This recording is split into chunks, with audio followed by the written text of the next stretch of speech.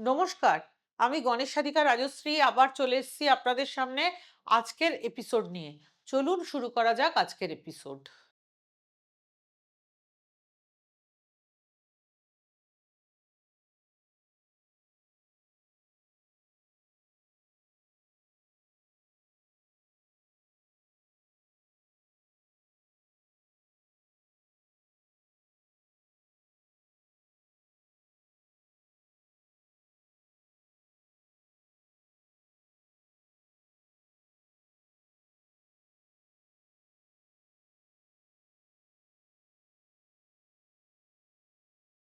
টাকার চাহিদা সকলের জীবনেই রয়েছে।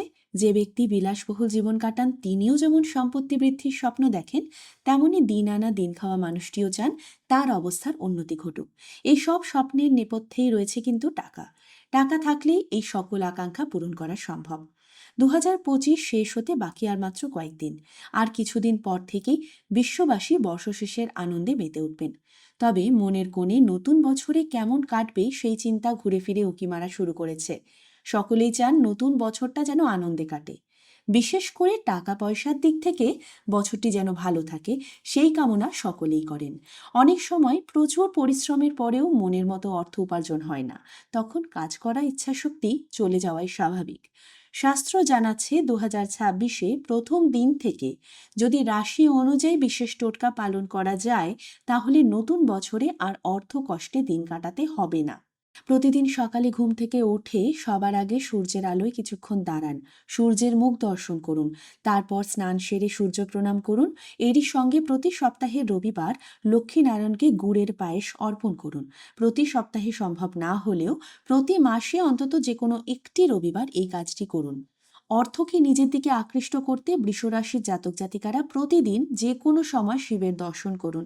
শুক্রবার করে শিবের মাথায় জল ও অখণ্ড চাল অর্পণ করুন। টাকা কেবল আপনার দিকে আকৃষ্টই হবে না, হাতেও থাকবে। মিথুন রাশির জাতক জাতিকারা নিজেদের বাড়িতে একটি মা দুর্গার ছবি রাখুন।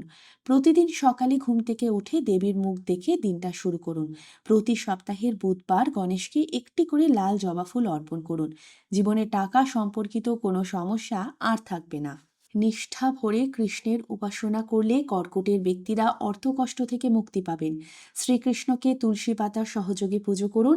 মিছরি ও মাখন নৈবেদ্য হিসাবে দিন। প্রতিদিন সকালে সূর্য প্রণাম করুন, অর্থকষ্ট থেকে অনেকটা মুক্তি পাবেন। এরই সঙ্গে মঙ্গলবার করে হনুমানজির আরাধনা করুন।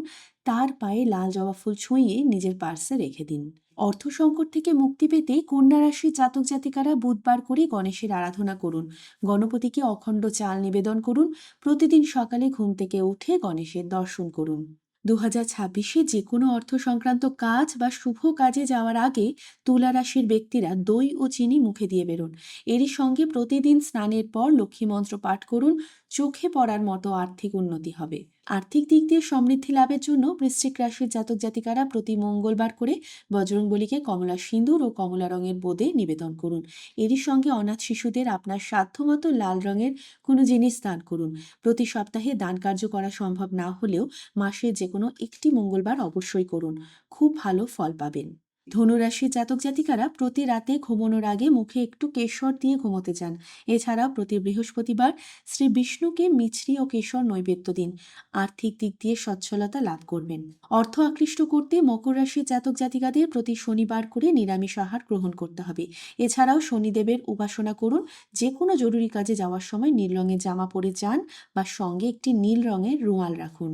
অর্থ আকৃষ্ট করার জন্য অফিসের ডেস্কে বা বাড়ির টেবিলে ছোট রূপালী বর্ণের ঘট জলপূর্ণ করে তাতে দুটো রূপোর কয়েন রেখে দিন।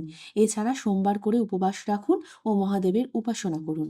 প্রতিদিন রাতে হলুদ মিশ্রিত দুধ খেয়ে ঘুমোতে যান। এতে মীন রাশির ব্যক্তিদের বৃহস্পতি ও চন্দ্র শক্তিশালী হবে। এর প্রভাবে অর্থ কষ্ট থেকে মুক্তি পাবেন।